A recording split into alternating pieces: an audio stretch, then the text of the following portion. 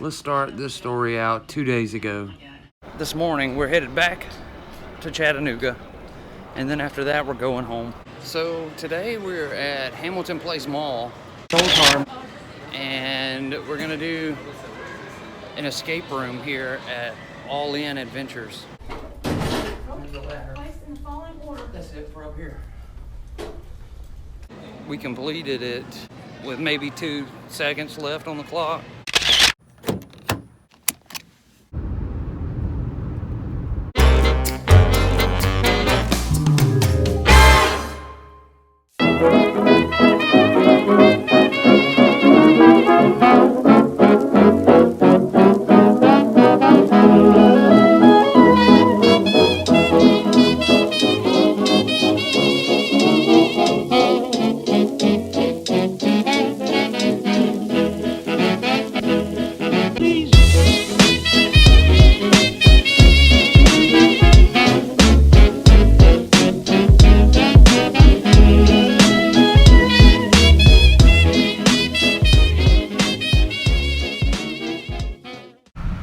How many of you remember high school English?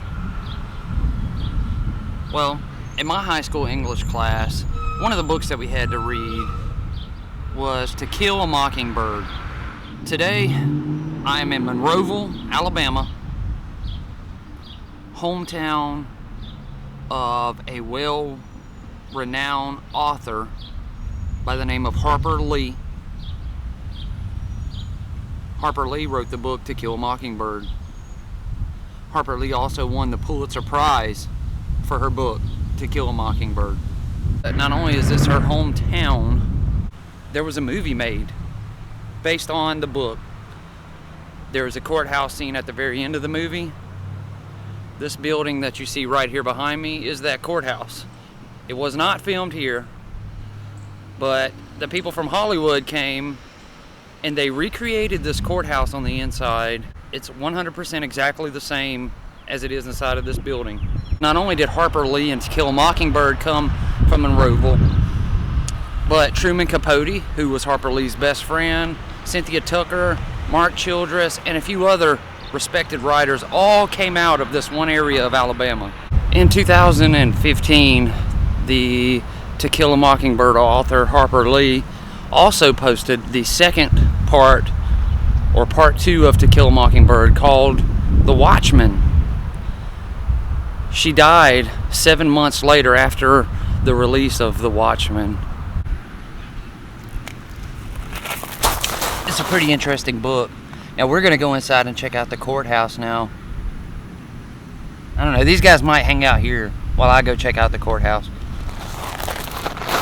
If you're not familiar with To Kill a Mockingbird, basically it's set in the 1930s in the fictional town of Macomb, Alabama, which is Monroe. And basically the novel tells the story of a black man who was accused of attacking a white woman and goes to trial over it. It's also a coming of age story of a child named Scout, which many believe is Harper Lee, and her best friend Deal, which is the famous author Truman Capote. Deal was based off of Truman Capote. Inside of the courthouse, on the bottom layer, they have kind of like a museum set up in here. This is a 1930s lawyer's office. This giant desk here, their pen, a typewriter. There is a dictaphone and a lot of law case books. It's a cool statue here made out of marble of a mockingbird. This is the difference between a camera from the 1930s and a camera from 2018. What's very unique is to actually get up to the courtroom, you have to go upstairs. Where you would think the courtroom would be on the bottom floor. No, the floor that we just left from with the museum and everything is underneath the courtroom. Shots from the movie To Kill a Mockingbird. Now we've entered the courtroom. They recreated it in Hollywood, California for the movie and made it look exactly like it does here. This was all the jury seats. Court's adjourned. One of the props here on the lawyer's table is this book, which they encourage you to write in. As you can see, other people have written in it. So what we are going to do, I didn't bring a pen with me, unfortunately, but I can do this.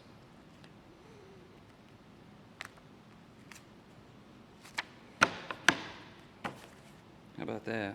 And I guess we would just leave it open to that page. For the movie, they didn't have this wood platform around the witness chair. The witness chair would have just been sitting right in front of the desk, right in front of the judge's bench. They even, for the movie, recreated this heater. The only difference in this one in the movie is this pipe that's up above it comes up and then curves and goes out the top of this window right here. But it's in the exact same spot in the movie.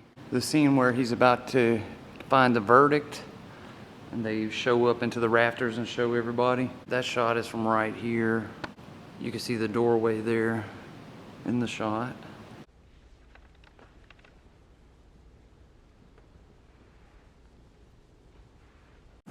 There's a scene from the movie that's about at this angle where you can see the judge's bench and the judge, the witness in the chair, and the lawyer standing right up there on the corner with the defendant sitting here in the left seat. Thank you. Now, will you identify the man who beat you? Most certainly will. Sitting right yonder.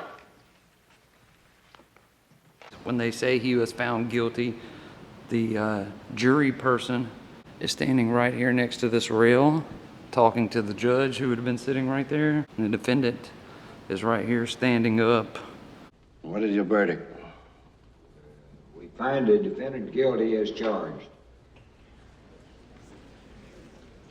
They pretty well got it pretty close. The American flag right next to the doorway. There is a triangled arch that's over the top of the door in the movie that's not here. There's like a calendar or something on this wall in the movie.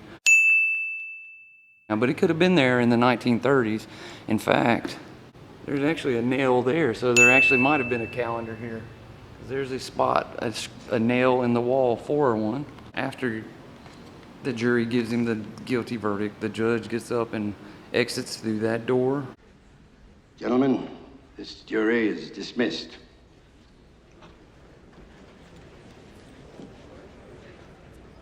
Court's adjourned.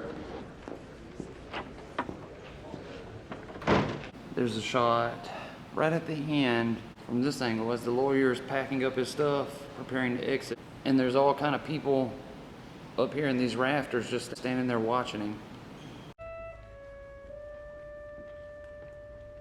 After he finishes packing up his stuff, he walks down that center aisle right out of the doors there at the end.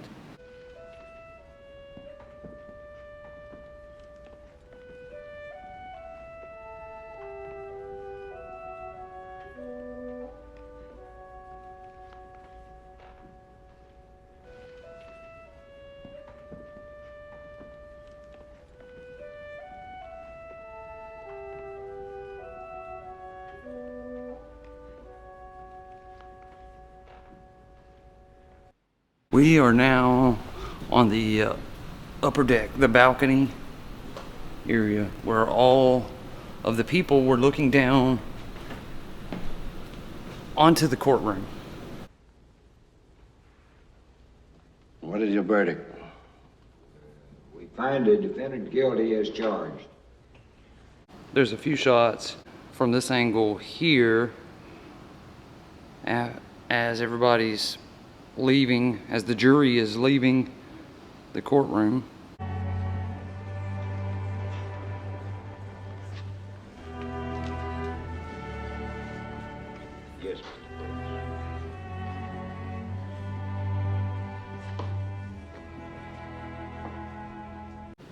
what that is there on that pad sitting on the lawyer's desk. I wonder what that is. We're outside the courthouse now, and I thought this was a neat, interesting fun fact.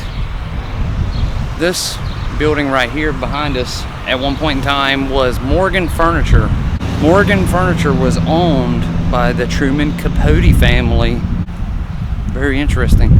Another interesting fun fact from outside of the courthouse. This building you see right here behind me, it says bank up here at the top. This, from 1930 to 1962, was the law offices of A.C. Lee. A.C. Lee was the inspiration for Atticus in To Kill a Mockingbird in the book and the movie. And coincidentally, in both, this was his law office directly behind the courthouse. This was the inspiration for it right here.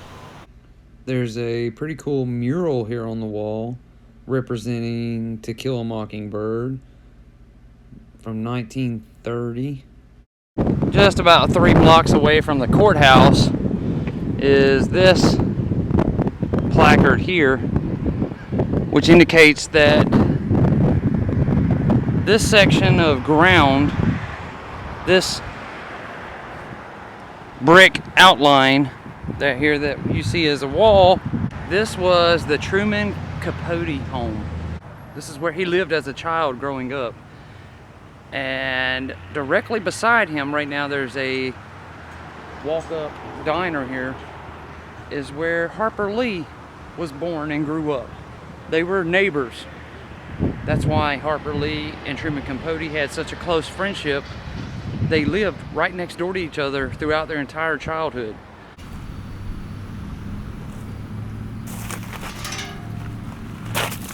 So while we finish reading the book To Kill a Mockingbird here, I'm going to go ahead and end the video now. I hope you enjoyed this video about Monroeville, Alabama, the author Harper Lee, and the courthouse from the movie of To Kill a Mockingbird. Please click the thumbs up button, and if you haven't subscribed yet, go ahead and do so now. This next week is going to be a very fun week of vlogs, and there's going to be some that are very surprising. Thank you all for watching. Thank you to all my patrons, PayPal buddies, anybody who's ever sent me a letter. And thank you to everybody who watches all these videos. I hope you have a great night, and I'll see you again tomorrow.